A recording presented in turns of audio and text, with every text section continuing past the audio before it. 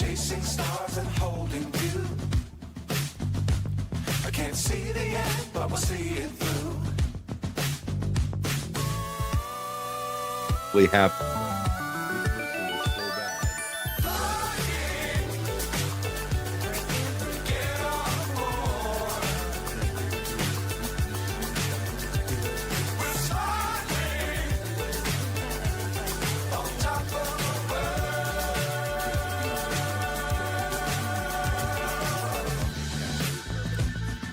Dangerous times, don't fly too high. saw a little bit of there. Be sure to keep the ground in sight. Fly forever if you keep it tight. Love the world and keep the sky on your mind.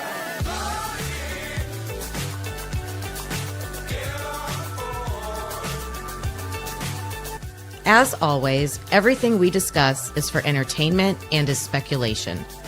Please like and subscribe, and definitely join our discussion in the comments. If you're ready, let's get into it. Let's get into it. Hello, everybody. How are you? I'm doing good. I had to run around for a few minutes and collect all my equipment that I move into my other spot in my house where I do my teaching videos. So took me a minute to put everything back together, but say hello as you enter if you're watching. Hello, hello. And today I wanted to go back and finish some of the discussion we were having from the last live. We were looking at some of the photos with the footprints.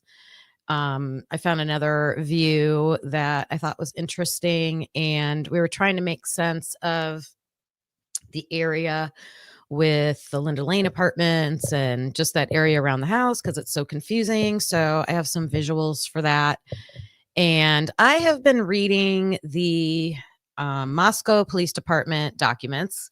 I've been trying to do it in short chunks, like 15. Hi, Ginger. Nice to see you. Trying to do it in shorter chunks, like 30 minutes most, and grouping them based on like content as much as I can, but I am putting them in order. So far I've read like the first 15 docs, and I went back and also I'm not doing any discussion while I'm reading them. So just reading, that's it. So we can get the content out of it and have it as a good reference. So please feel free to use any of those if you'd like.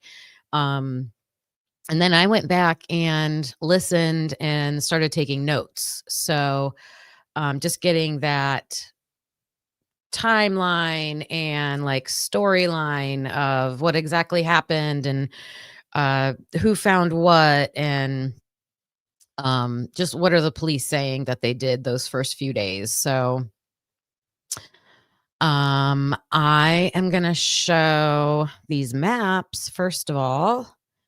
And I went on, and you can see the red dot to the left. That's the house 1122. And then I was trying to figure out in my head where Linda Lane was compared to it. I don't know. For some reason, I always thought it was like straight ahead towards the band field, but then I knew that didn't always make sense. It's the Queen Road apartments, I think, that are, well, those are the Twinkies to the right, but Linda Lane is that backwards L that you see there. I put red lines next to it so you could clearly see it. And then I labeled the 1320 camera the 1320, it is a camera there, apartment building, and the 1330 apartment building. So we could see that. And I'm going to try this. Oh, that's the wrong thing. If I was going to try to see if I did this on my slides, if you could actually see my mouse, but let's see if that. Nope. Nope. All right. Sorry for that. Now I can have a better image. Hopefully you can too, of like how you could walk, especially I was curious about that. It was like 358, right? Where that guy walks down this blue road.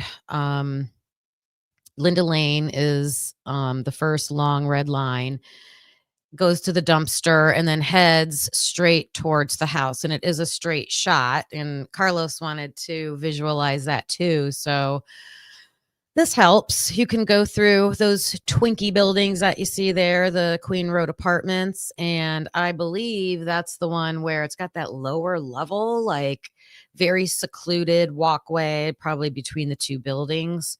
So you could easily get there.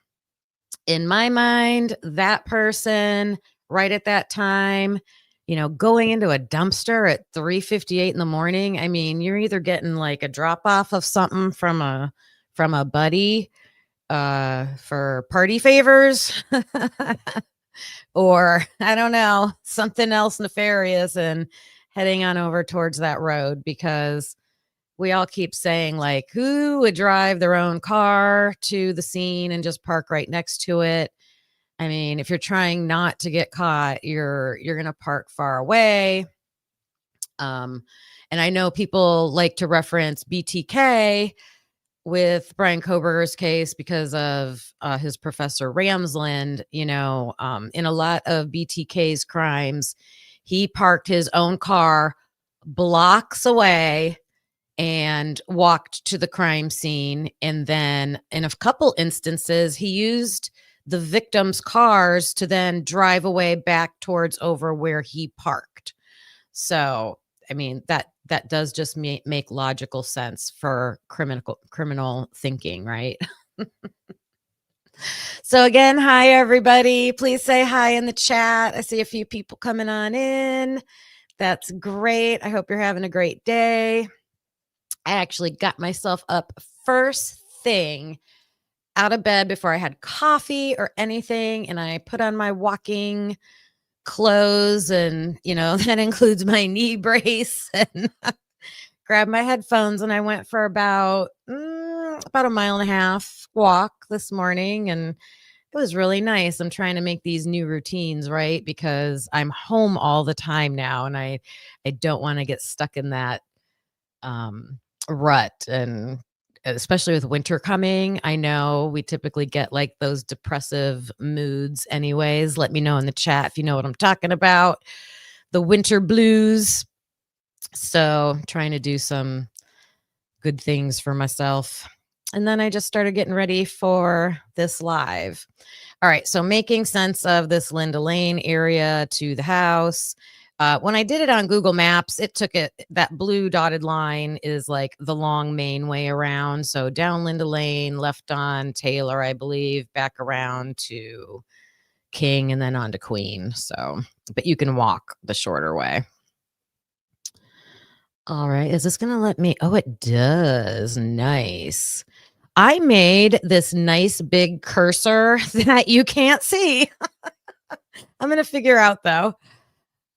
Hi, Max. Let's see. I Found Moscow is a scripted drama designed to appear to be a Sharon Tate type crime, but done by amateurs.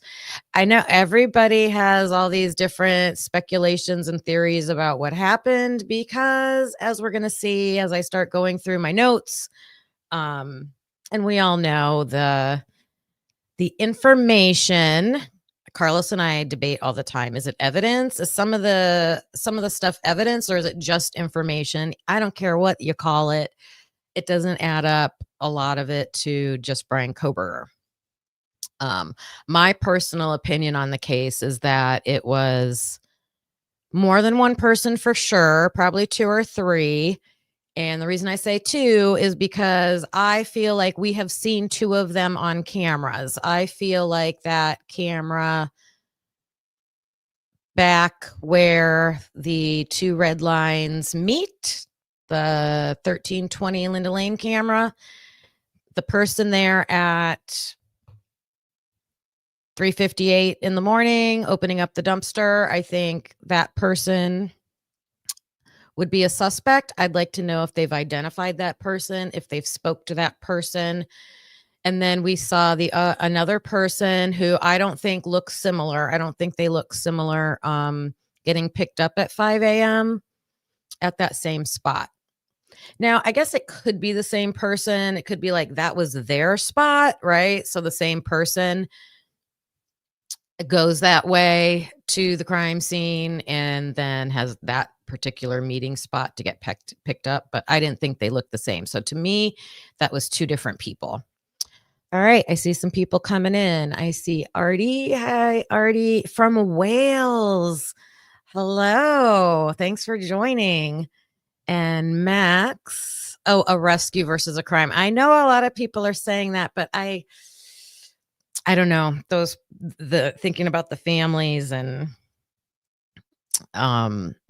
what they've gone through with saying that the deaths aren't real. Like, oh, I don't know. Hi, Kathy. Nice to see you. Hope you're having a great day. All right. So that was one area. And then I made this.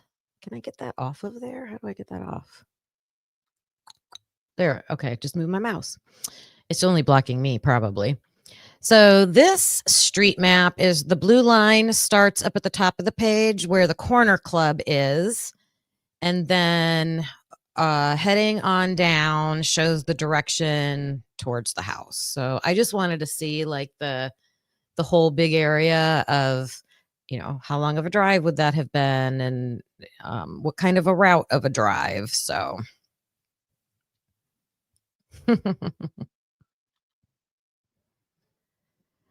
okay, this is the slide that I have to show Carlos because we were talking about how you could get from that dumpster that's right at the corner to the right of the screen where the blue dotted line makes a bend. That's about approximately where the dumpster is. And then continuing to the left, you can just walk up through that Linda Lane parking lot area. And then where the red takes over would be coming out the other side that you're past Linda Lane apartment now, the 1330 apartment, you're past it.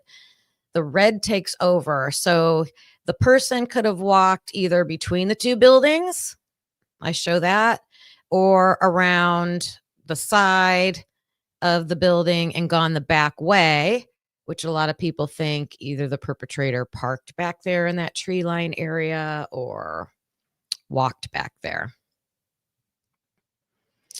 Max is talking about the witness protection. 25,000 Americans. That's crazy. If they were informants. I mean, my thought is that it was retribution because I do not only believe, but I mean, there's a creator that is showing all the court records of certain people that are involved in that drug ring getting arrested, getting out of jail, sentences reduced. And unfortunately, it connects. To me, there has been a solid connection with some of the victims' families. And so I think that makes the most sense because it was personal and that's said by the police, personal and aggressive, like horrendous. And I think there was a lot of anger there. So I partly agree with you, Max. I think it's that area that was the motive. Yeah, Pavarotti. Yeah. Yep. Hi, Heather. All right. So that, I mean, supposedly you could go all the way up around. I mean, but to me, those were just, I wanted to show Carlos how that could possibly, how that person, he wanted to know how far away it was from the house. I am curious, Max. Max says the region is full of feds. And we've always had that rumor. I don't know if there's been verification of the everybody said there was tons of feds there before the crime. And do we have a solid reason, a verified reason why they were there? I know people have speculated. I know there's a lot of ideas. All right, what do I have next? Okay.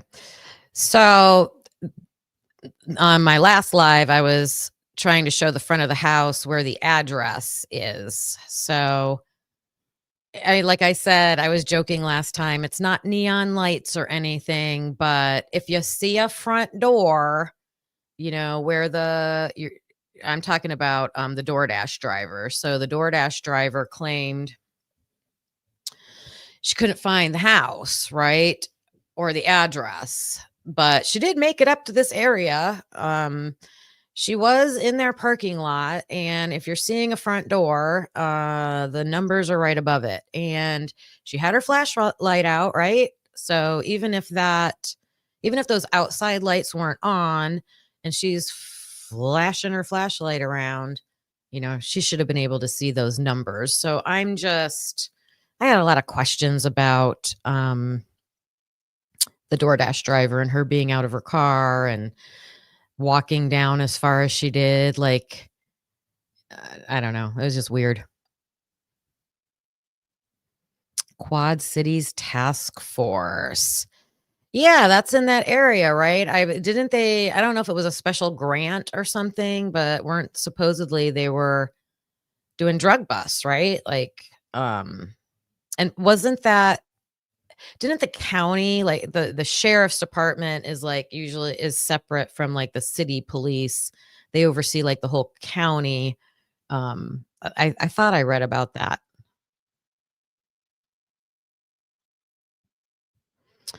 All right. I was waiting for Lucy Morningstar to pop in if she's around because we were looking at this photo last time and talking about what these objects are, the silver, and someone said it looked like the blow up padding that is in like Amazon packages, and I really blew it up and looked closer, and that is what it looks like.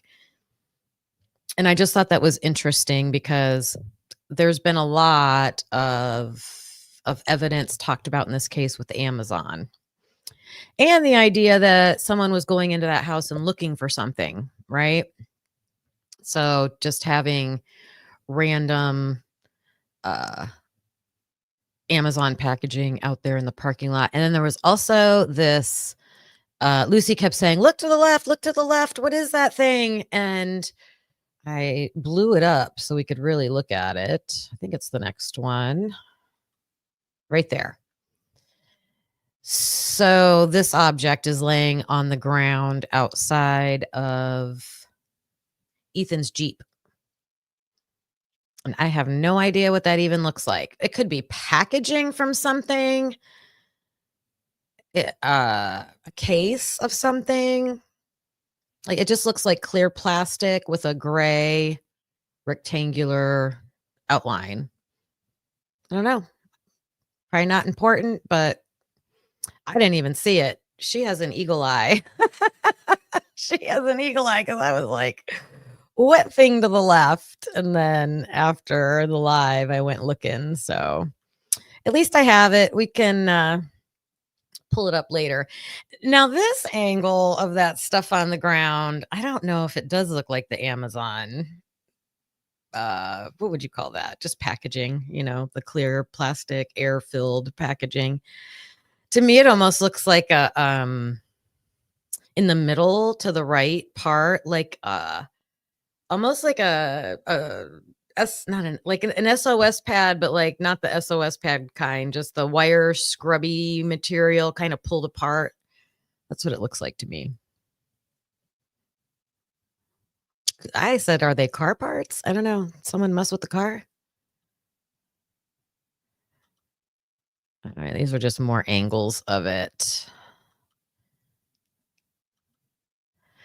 So, I also wanted to talk about, the footprints. So, last time we looked at just one that they were measuring and what type of shoe that it could have been because it had, like, that indent it looked like it was a shoe that had, like, an indentation. And, they said that someone in the house, they have that latent print of Vans. So I did look up different types of Vans shoes, and they are not all just one pattern on the bottom. So it could be. Someone also made the comment that it could have been the oh, what are those? Oh, the Doc Martens, because it could have been just a heel wedge, little heel wedge, which to me would, well, no, I guess they're all like that. So I was going to say female, but no, I don't think so. But look at these footprints. Hey, Jeff, how are ya? Good to see ya. So, um, to me, and I'm gonna have to put this on my list. I'll show you guys my list in a few minutes. I'm writing down anything that I see or hear that doesn't point away from Brian Koberger, right? So it could include him. So far, the only thing I had on there was that they said the shoe print outside was like a 13, 14. So we got that one. Right, Jeff? We haven't got to the sheath yet because no one mentioned it in a police report until, like, I don't know, I was on, like, document 6, 7, 8. I was very surprised by that.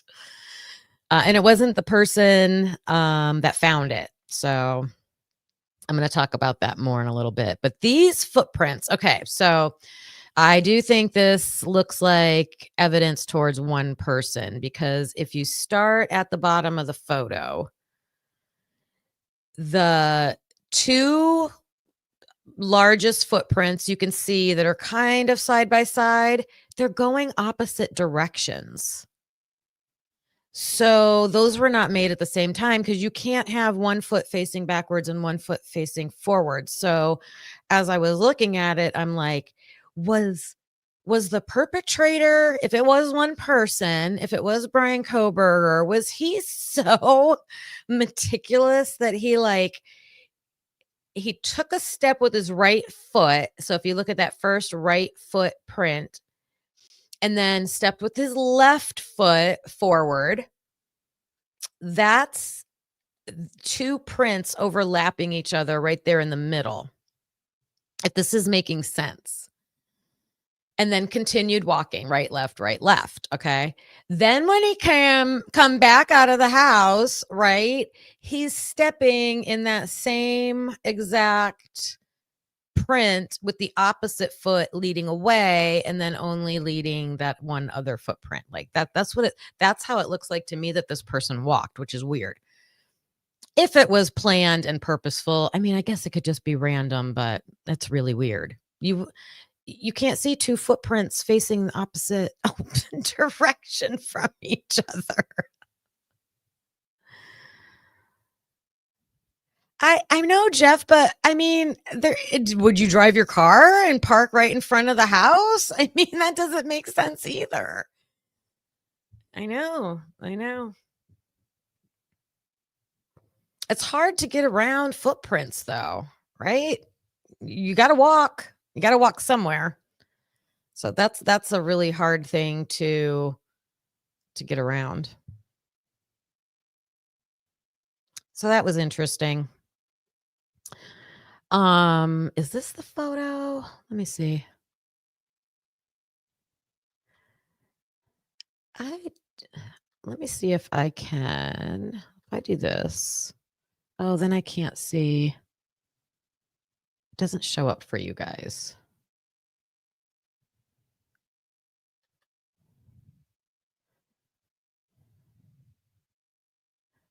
I wanted to make this bigger. There is something. If you guys have these photos and you pull this one up, there is something. It looks like it's almost hanging on the tree right here. And I couldn't tell. It looks like it's something electronic. Now, I was thinking, like, is it reflecting off the cars in the background or anything like that? But it didn't look like that to me. There's a couple things over here that were interesting. Backpack or something electronic.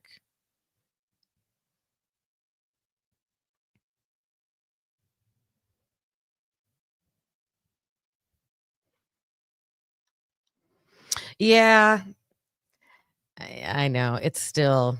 I was talking about BTK earlier, Jeff. You know, he would drive his car and park blocks away, go to the crime scene, and on a few instances, he would even take the victim's car and drive back over to where his car was parked. Like you know, he was even careful enough to like not drive to the house. And that was way back before we have all these cameras, right? People didn't usually have house cameras back then. So I don't know. Driving your own car, I think, was a dumb move. You're trying not to get identified.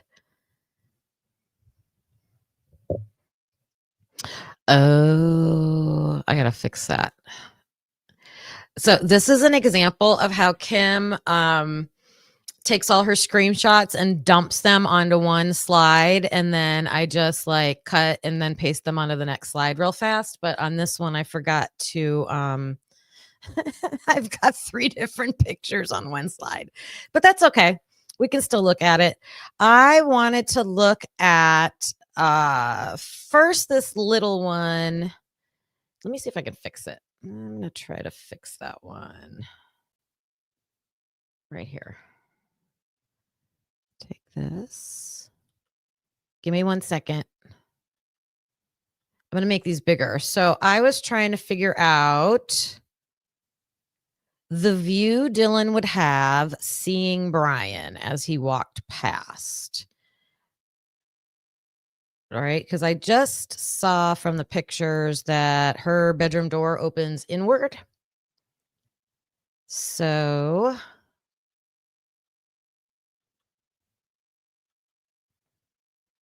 let's see. All right, now I got them on different slides. I don't know if it worked for you guys. Probably have to update it. All right, let me. Does that refresh? All right, give me 1 second.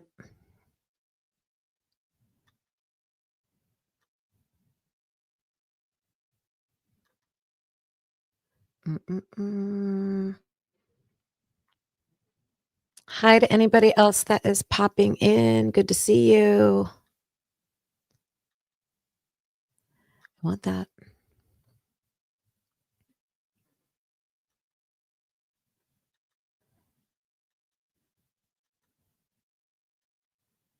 One second. There we go. Let me see if it worked.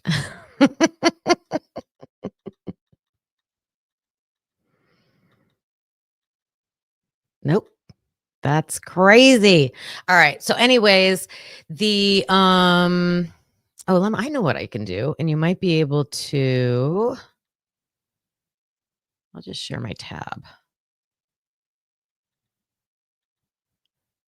Give me a second. Share screen. There we go.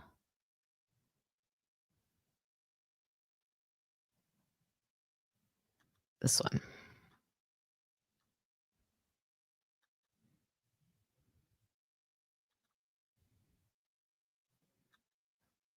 Now I can do it that way. All right. And if I do this, hold on, I'm trying something out. Oh, you can see my mouse. See my mouse? It worked. All right. So this is the view from coming down the stairs from Maddie and Kaylee's room. Dylan's room would be right over here on the right side of your screen. Let me know if I am incorrect, anybody. Coming from the left would be coming from, that's the kitchen, right? To the left is the kitchen. Up the step, you can see the steps going downstairs to the first floor. So that's to the right is the living room, and then to the left would be Xana's. So up the step to the left would go to Xana's bedroom. Up the step to the right is the living room.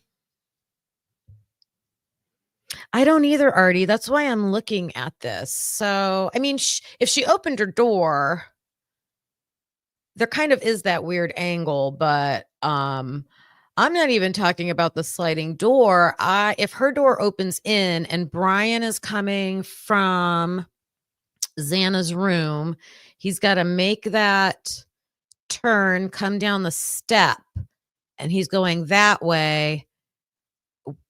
If she's in there with the door opened in, would she see his face as he comes by this way? I mean, I don't know. I feel like you'd have to be like out a little ways. And then as he turns, she's going to see the back of his head. So I just thought that was interesting. Another thing, in Dylan's interviews, she made a comment that like after the crimes, I think she went back and like she had seen some photos or she had seen something, and she made a comment that Kaylee's curtains on her sliding door were messed up. But this is a crime scene photo. So I don't see curtains on the sliding door. They could be pulled over to the right, but then I don't think that means they're like messed up. And I don't know what she meant, but like to me that would be like they're always closed and hanging, a nice way, but they were like, shoved aside, and I don't know. I don't know what she meant by that, but I don't even see any curtains.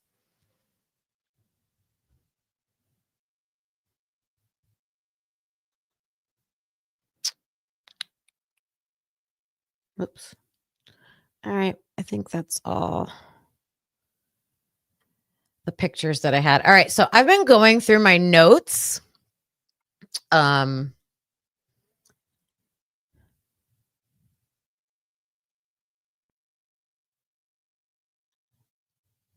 Sorry, I've been taking notes based on the documents that I've read. And I just think it's interesting that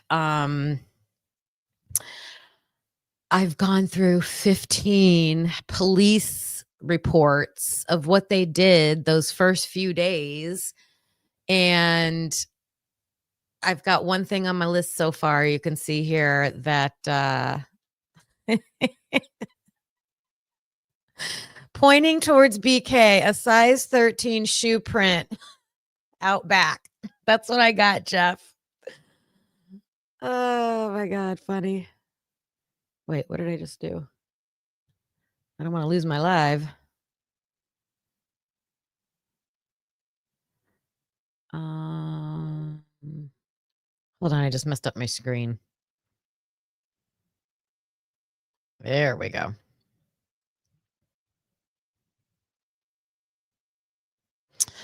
All right. So before I go on with this, like, what are your guys' biggest questions so far with this case? I mean, I think besides why did he take the plea deal? Is he going to talk? What's the motive? Why did he do it? You think there's way more that points away from BK? I don't know if you've watched any of our videos where I usually have my husband and I do the videos together talking about the case. He has always thought that they have the right guy, and I have always thought nope. I didn't think anything added up. I didn't think it was him. And every time I say, "This doesn't make sense. This doesn't make sense," my husband will say, "But it doesn't point away from him. Like, he can be included in everything." Exactly, Heather. So that's why I wanted to talk about what I've learned so far in these docs because like I said, it took forever for anyone to even mention a sheath in these police reports, and then it wasn't even the person who found it. So that's crazy. If there was no death penalty, then it probably would have gone to trial. Man, I was so ready for this trial. Like, so disappointing that we didn't get that. And then if there is all this other evidence, like I was looking at the photos of Brian's car, and you can tell like they dusted the heck out of that thing. Like it just had like a gray, black powder all over the place. And they had 2 evidence markers inside the car. I think one on like the turning signal and one on either like the drive shift somewhere in that area, and they had, the little marker that said 1 and 2. And I'm like, well, what are those? Because we just heard there wasn't anything in the car. So I wonder what those are. I wonder if they'll come up in any police reports. Okay, so what have I learned so far? They were talking about in the first 5 reports, okay, this is where it's the first responding officers and they're entering the house, and what are the things that we learned from those reports? So I wrote down not one first responder mentions a sheath. I thought it was interesting that one of them described Maddie, unfortunately still had like pooled blood under her. And I wanted to look up like, how long would that be possible for? At some point it's going to like coagulate, however you say that.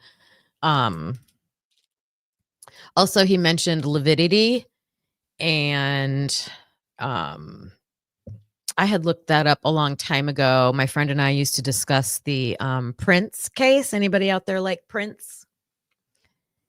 And that was a big question with him. Same thing, time of death, right? Trying to figure out the time of death of a victim. That lividity is something you really want to look at, because I heard someone describing after a certain point, like that only lasts, and I think that's where your body's rigid. I mean, I'm rusty. I haven't looked it up in a while. That only lasts for a while and then it goes away. So if it's still present, that could help with the time. Sets in with 30 minutes to 2 hours. See? So if 8 hours had passed, how could it reaches its maximum intensity. But then I thought it goes away. No?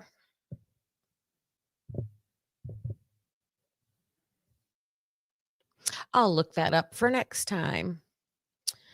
I also thought it was questionable of why, when the police officers are at the scene talking to all the kids, that's when they first interviewed Dylan, they interviewed Bethany. Why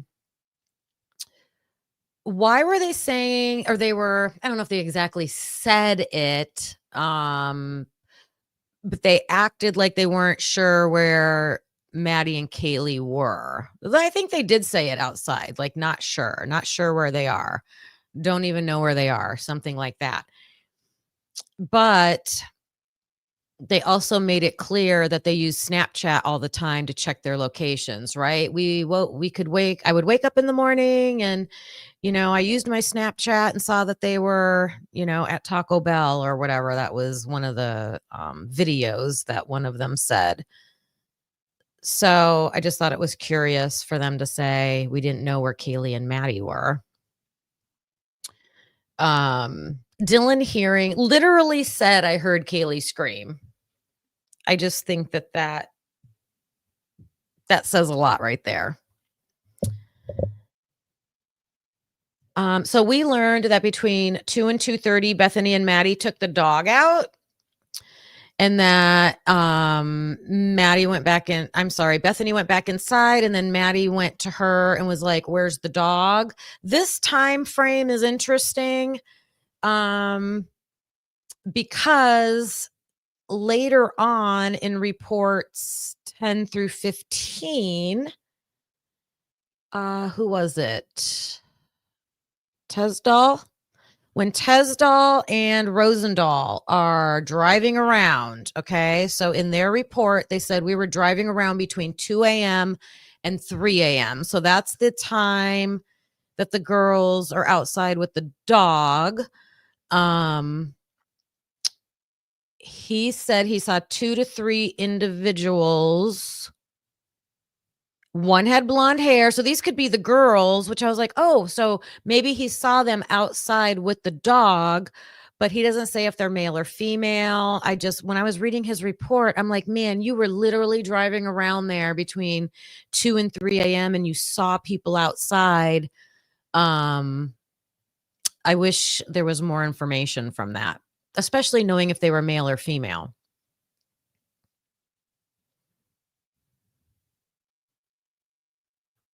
Thought that was interesting.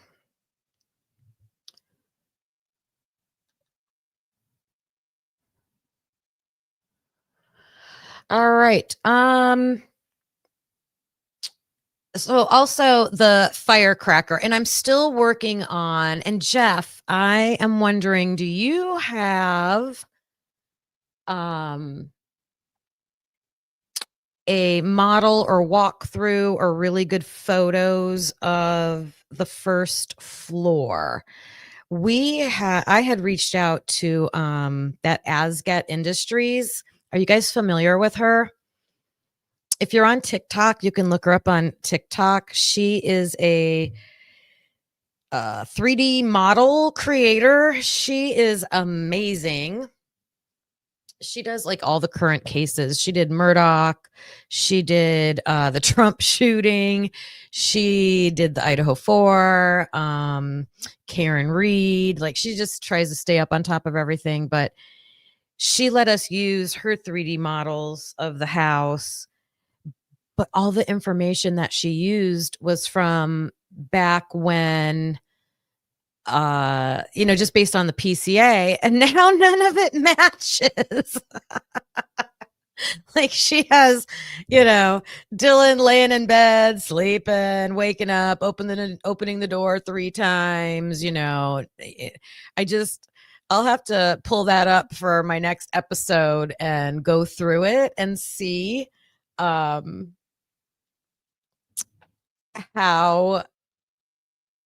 much it would be different now.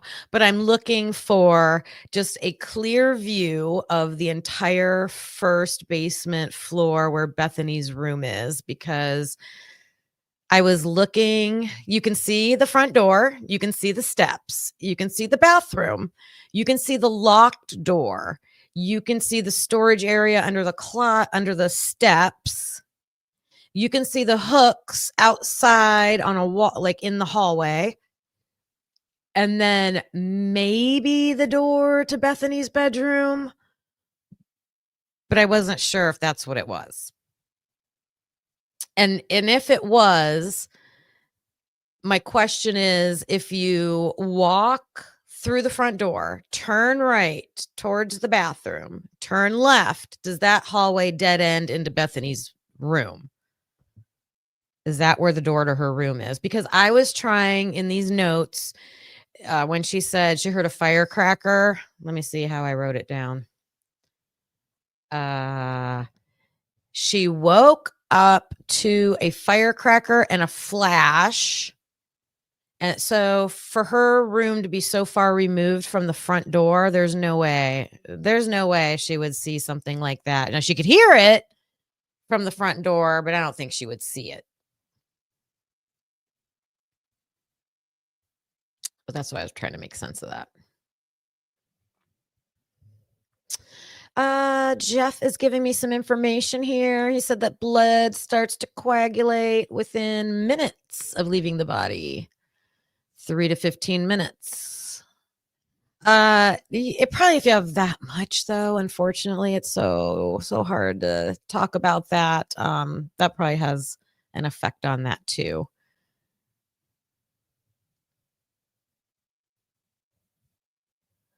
Oh, for sure, Jeff. They were not. I thought the police were very sensitive about the way they handled, not saying anything to the kids. But my own daughter, who's about, my own daughter, who's like 26 years old, she knows I'm like all over this case. And when the docs and the reports were coming out and everything, she's like, is it true that those kids found out from a text alert about their friends being gone? And I was like, yeah, that was horrible. That was horrible. I mean, I don't think the police had told them before that. It didn't seem like it. What did you guys hear about that?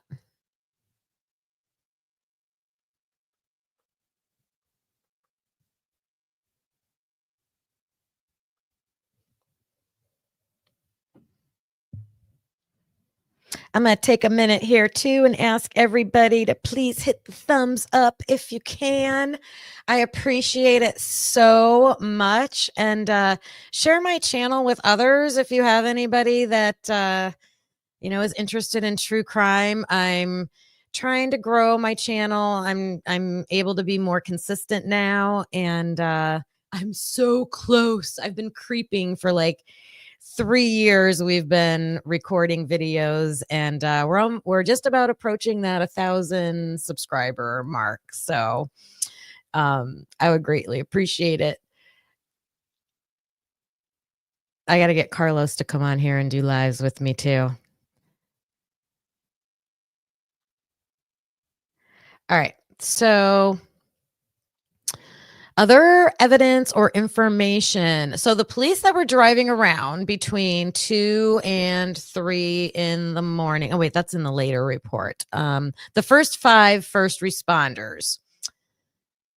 Or the first responders. It was their first 5 reports. They did see that black Explorer in the driveway, but then they were talking about the owners. I just think that's one of the Chapin siblings' cars.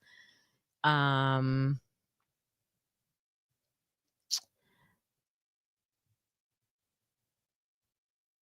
thought it was interesting. They took a picture of a key on the retaining wall near the house, like a key outside. I would like to see, like, did that go to one of the cars? Was it a house key? Like just some random thing? Who knows what you find, right? In college towns. The blood on the beer pong table was interesting. And then the blood on the wall in the living room also, that was in somebody's reports. That was interesting. Also, we found out in the first 5 reports that Xana's dad said that he last spoke to her on November 11th. It had always been like a rumor that he actually spoke to her that night, but that's not what he told the police. He said that he spoke to her on November 11th. And they were talking about like the coming up football game or something like that. Let's see. So they start mentioning pain.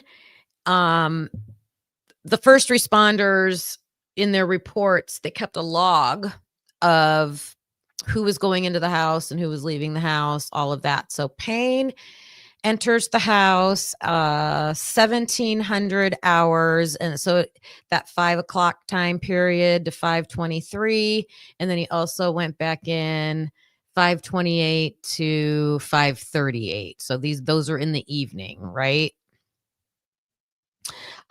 So Rosinski, so John Rosinski, Officer Rosinski. I mean, if you've been listening to this case for the whole time, I don't think I've ever heard that name. Are you guys familiar with that name?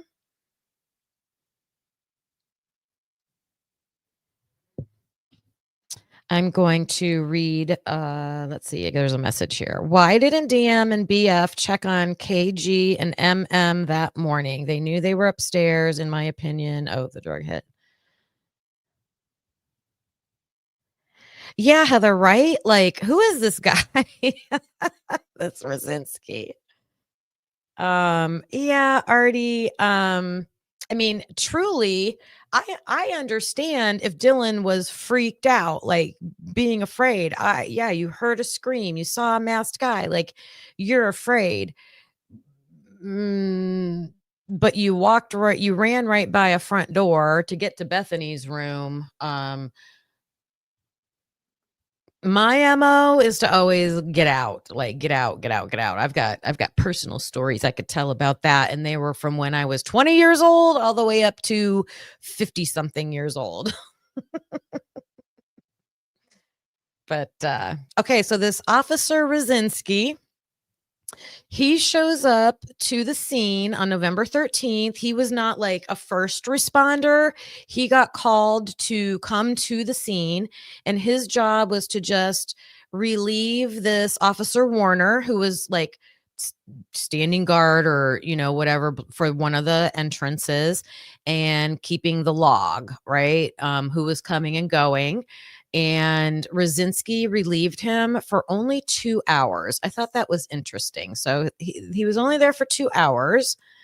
And then in his report, he said that on November 14th, he learned about a sheath being found.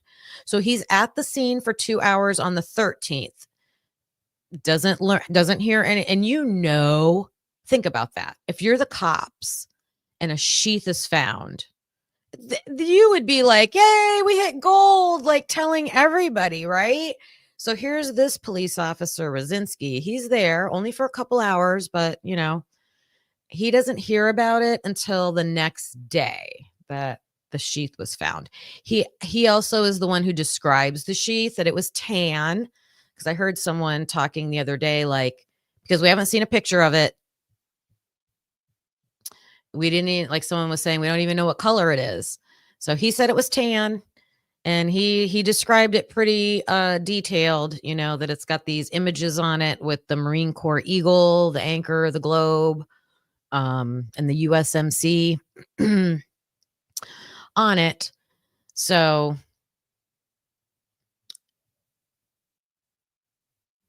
I am always on this. I always say to Carlos, you lead with that, right? We should have been able to see that piece of evidence. Even now, like especially now. I don't know. We'll see if it turns up in one of these reports sometime. Another thing I thought was interesting was that a Walmart worker told one of the police officers that 2 to 3 weeks before the murders, that a college student was in Walmart, and he was just a little taller than her, but the officer didn't say how tall she was, so can't say how tall the college student was. And this college student was asking for a black ski mask in Walmart, and they did not have that. So that was it. That's all we know about that. Walmart's got cameras though, don't you think? Don't you think they could find camera video of that person? All right, thanks, Artie. Have a great day. Hi, Tiffany.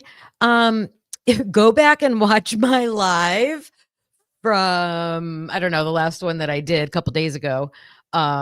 We were looking at the photos of that first floor. I always thought when you open the front door that Bethany's room was to the left. Like, I don't know why I always thought that, but it's not. The steps are right there, and then you have to turn right a few steps and then turn left, and then you get to Bethany's room.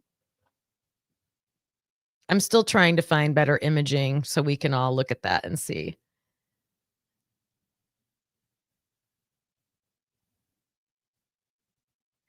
Oh, how do you think the ambulance had already come and gone?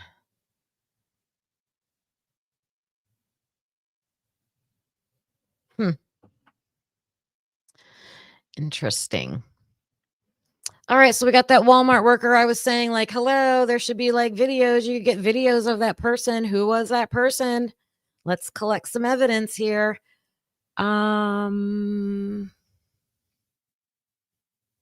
They interviewed the president of the fraternity, and he was saying how there was a party at the treehouse apartment. The treehouse, it was a sorority party. He was talking about being there. He's the one. So I thought this was interesting. This was new information.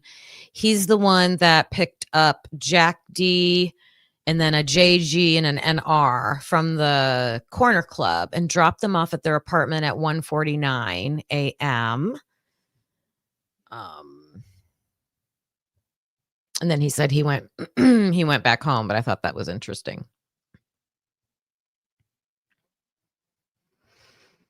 I talked about Tesdall and Rosendahl. They, in his report, he said how they were both driving around in that little what was it? A Ford? I can't remember what the car was. But they only had body cam. There was no dash cam or anything like that. They were driving around between 2 and 3 in the morning. And that's where I said they saw people outside the house. That was news to me. I didn't know that. And they kept taking the same route. So that's why everybody's questioning if their silver car could be the car at least several of the times that are on camera, right? Could that be? What else did they say in their reports? So we've all seen the Banfield video where these two police officers, because they're undercover, and they were just looking for underage drinkers that night. But he said that his the stop with the boys in the Banfield was from 2:55 a.m. to 3:32 a.m. And that's like, do you think they were there for 35 minutes? That's a long time, I think. I mean, that's like getting a speeding. It's just a ticket, right? It's just a ticket. 35 minutes.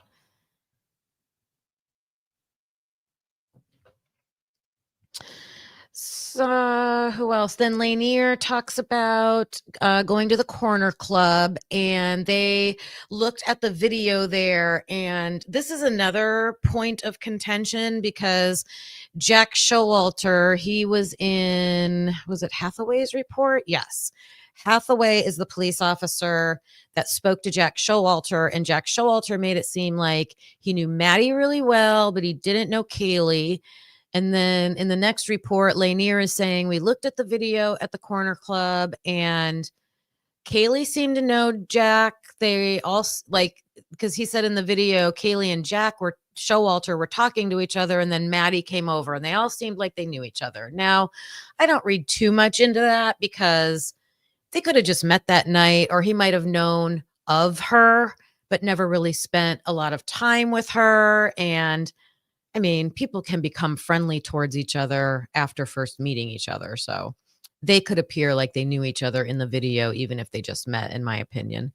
I thought it was interesting. They mentioned the guy in the sweater, like the Christmassy. So we called him Christmas Jesus because he had the long hair and the beard. They mentioned him.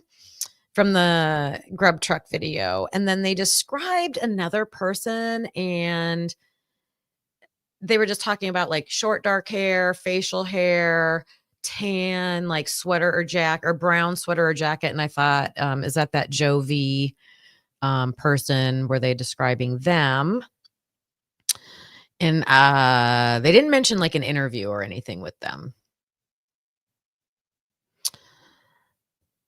They talked to the people behind the 1122 King Roadhouse and interviewed them.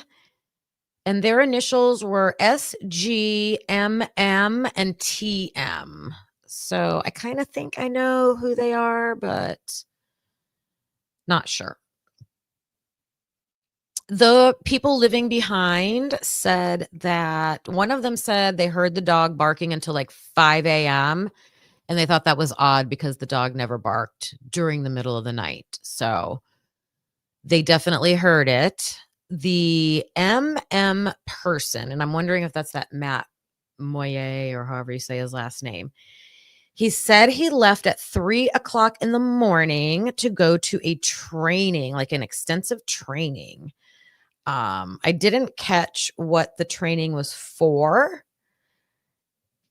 but he said he didn't get home, or it didn't end. He made it seem like, it got over and then I went out to eat with all the buddies I was with. Like he was with 20 people. It almost sounded like a National Guard weekend thing or something like that, because it didn't end till like 6 p.m. So, I mean, if that could be verified, that would be a very easily verifiable thing.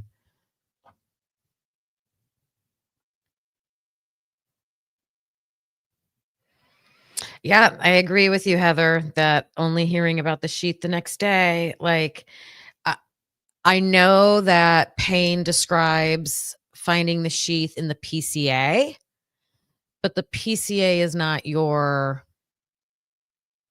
police report. Like, these police have like gone back and wrote up what they did on that day. So I'm going to keep reading these documents and hopefully we get to Payne's reports. I know there's other creators that have like read all the Moscow Police Department reports on lives. I still haven't heard anybody really talking about Payne describing him finding it. I don't know.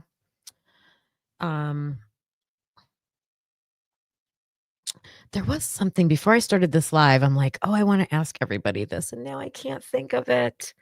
It was the rumor of why we thought, oh, it was the Jack Showalter. Where did the rumor come from? And I'm going to end with this. I'm going to get off for like a little over an hour, but where did the rumor come from with Jack Showalter that we all thought he drove to his parents' cabin? I just went over the police reports, and Jack Showalter's interview is in this set. Let me go back and look. I will tell you which one it is in. It is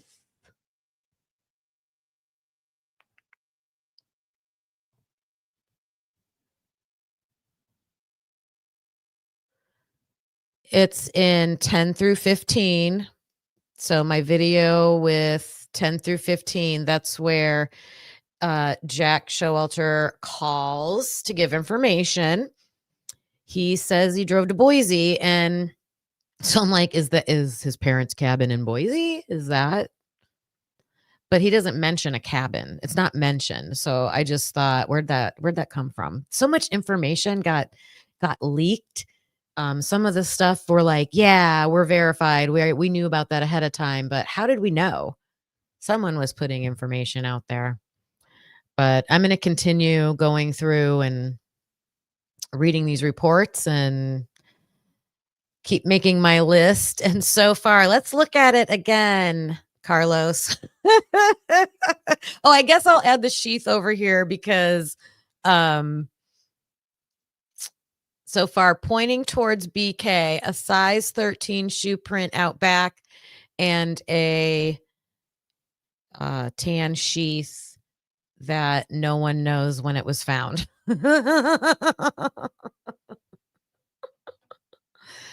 Funny, funny, funny. Yep. Well, I appreciate everybody joining me today. Yeah, and then they said that he went to Africa. So I don't know if that's verified or not. So he went to a hunting cabin and then he went to Africa. But he did call in on his own, but then that doesn't always mean anything either because people like to insert themselves, right? We were just talking about a local case around here. My brother-in-law knew of a victim, and the person that committed the crime was actually helping with the search. Like that happens all the time too. So can't always trust that stuff. Leave me some comments if you're watching this on replay, like any further questions about any of this information so far. I'm really trying to get my hands on something that would be a good 3D model of that first floor. I do think it's interesting we haven't seen photos of the inside of Bethany's room or Dylan's room. Um, Not in the batch I looked at. I have to go look at some more, I believe, but I want to see that. I want to see the condition of that. So, all right. I hope you guys have a great rest of your day. Hit the thumbs up on your way out if you could. Share the video. Subscribe if you're new here. And I will see you next time. Bye. I try to do this.